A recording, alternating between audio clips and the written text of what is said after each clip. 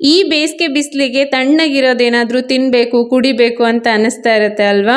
ಅದರಲ್ಲೂ ಎಲ್ರಿಗೂ ಫೇವ್ರೆಟ್ ಅಂದರೆ ಐಸ್ ಕ್ರೀಮ್. ಇವತ್ತು ಮನೆಯಲ್ಲೇ ಹೆಲ್ದಿ ಆಗಿರೋಂಥ ಐಸ್ ಕ್ರೀಮ್ ಹೇಗೆ ಮಾಡೋದು ಅಂತ ನೋಡೋಣ. ನಾರ್ಮಲ್ ಐಸ್ ಕ್ರೀಮ್ಗಿಂತ ಚಾಕೋಬಾರ್ ಮಾಡೋಣ. ಮನೆಯಲ್ಲೇ ನಾನು ಚಾಕ್ಲೇಟ್ ಸಿರಪ್ ಕೂಡ ಹೇಗೆ ಮಾಡ್ಕೊಳ್ಳೋದು ಅಂತ ಹೇಳಿ ತೋರಿಸ್ಕೊಡ್ತೀನಿ. ಸೊ ಬನ್ನಿ, ಹಾಗಿದ್ರೆ ತಡ ಮಾಡದೆ ವಿಡಿಯೋನ ಶುರು ಮಾಡೋಣ. ಹಲೋ ನಮಸ್ತೆ, ನಾನು ತಂಗಿ ಪ್ರೇಮ. ವೆಲ್ಕಮ್ ಬ್ಯಾಕ್ ಟು ಅಕ್ಕ ತಂಗಿ ಕೈ ಅಡುಗೆ.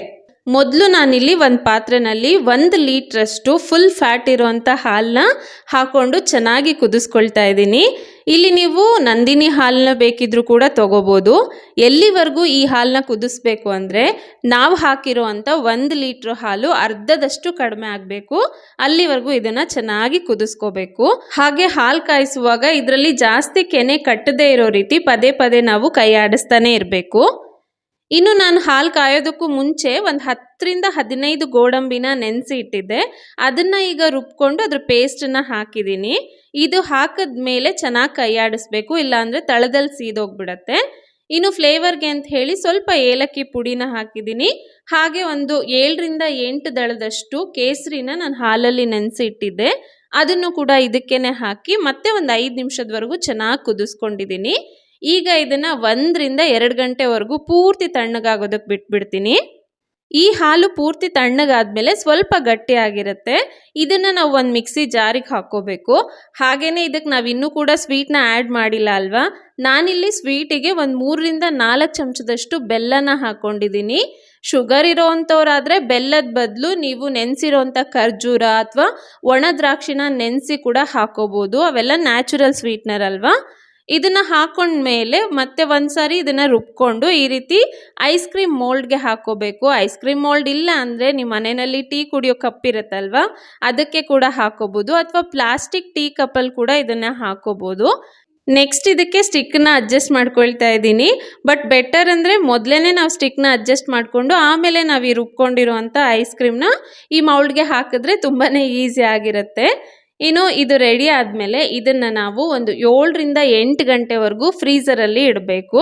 ಸೊ ನಾನು ಇದನ್ನು ಓವರ್ ನೈಟ್ ಇಡ್ತಾ ಇದ್ದೀನಿ. ರಾತ್ರಿ ಪೂರ್ತಿ ಇಡೋದ್ರಿಂದ ಬೆಳಿಗ್ಗೆ ನಾವು ಆರಾಮಾಗಿ ಇದನ್ನು ಯೂಸ್ ಮಾಡ್ಕೋಬೋದು.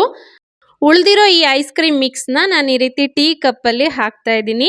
ಇದ್ರ ಬದಲು ನೀವು ಪ್ಲಾಸ್ಟಿಕ್ ಕಪ್ ಬರುತ್ತಲ್ವ, ಅದನ್ನು ಕೂಡ ಯೂಸ್ ಮಾಡ್ಕೋಬೋದು. ಇದ್ರ ಮೇಲ್ಗಡೆ ಒಂದು ಫಾಯಿಲ್ ಪೇಪರ್ನ ಹಾಕಿ ಸ್ವಲ್ಪ ಹೋಲ್ ಮಾಡಿ ಸ್ಟಿಕ್ಕನ್ನು ಅಡ್ಜಸ್ಟ್ ಮಾಡ್ಕೋಬೋದು. ಫಸ್ಟ್ ಟೈಮ್ ಐಸ್ ಕ್ರೀಮ್ ಮಾಡೋದನ್ನ ನೋಡಿದಾಗ ಕಷ್ಟ ಆಗುತ್ತೇನೋ ಅಂತ ಅನಿಸುತ್ತೆ.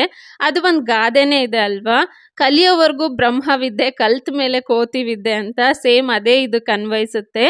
ತುಂಬಾ ಈಸಿಯಾಗಿ ನಾವು ಐಸ್ ಕ್ರೀಮ್ನ ಮಾಡ್ಕೋಬೋದು.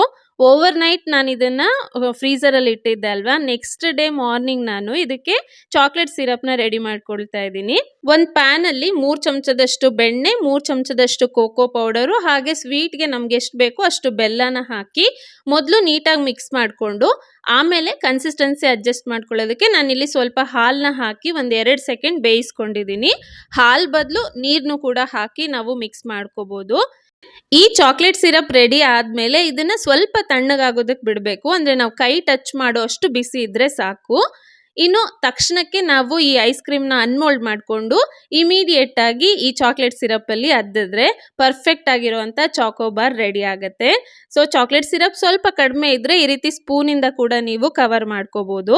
ಈ ರೀತಿ ಕವರ್ ಮಾಡ್ಕೊಂಡ್ಮೇಲೆ ಮತ್ತೆ ಒಂದು 10 ನಿಮಿಷ ಇದನ್ನು ಫ್ರೀಝರಲ್ಲಿ ಇಟ್ಬಿಟ್ರೆ ಚಾಕೋಬಾರ್ ಮನೆಯಲ್ಲೇ ಈಸಿಯಾಗಿ ರೆಡಿ ಆಗಿಬಿಡುತ್ತೆ. ಇಲ್ಲಿ ನಿಮಗೆ ಒಂದು ಬೋನಸ್ ಟಿಪ್ ಏನು ಅಂದರೆ, ಚಾಕ್ಲೇಟ್ ಸಿರಪ್ನ ರೆಡಿ ಮಾಡ್ಕೊಂಡ್ಮೇಲೆ ತುಂಬ ಹೊತ್ತು ಹಾಗೆ ಇಟ್ಬಿಟ್ರೆ ಅದು ಗಟ್ಟಿ ಆಗಿಬಿಡುತ್ತೆ. ಅಥವಾ ಇದು ಬಿಸಿ ಇರುವಾಗಲೇ ನೀವು ಐಸ್ ಕ್ರೀಮ್ನ ಅದರಲ್ಲಿ ಡಿಪ್ ಮಾಡಿದ್ರೆ ಐಸ್ ಕ್ರೀಮ್ ಮೆಲ್ಟ್ ಆಗಿಬಿಡುತ್ತೆ. ಹಾಗಾಗಿ ನೋಡಿಕೊಂಡು ಈ ಪ್ರೋಸೆಸ್ನ ಕರೆಕ್ಟಾಗಿ ಮಾಡ್ಕೊಳ್ಳಿ. ಐ ಹೋಪ್ ನಿಮಗೆ ಇವತ್ತಿನ ವಿಡಿಯೋ ಇಷ್ಟ ಆಗಿದೆ ಅಂತ ಅಂದ್ಕೊಳ್ತೀನಿ. ಇಷ್ಟ ಆದರೆ ವಿಡಿಯೋನ ಲೈಕ್ ಮಾಡಿ, ಶೇರ್ ಮಾಡಿ, ಹಾಗೆಯೇ ಫಸ್ಟ್ ಟೈಮ್ ನನ್ನ ಚಾನಲ್ ವಿಡಿಯೋ ನೋಡ್ತಾ ಇದ್ದರೆ ಸಬ್ಸ್ಕ್ರೈಬ್ ಮಾಡ್ಕೊಳ್ಳಿ. Thank you.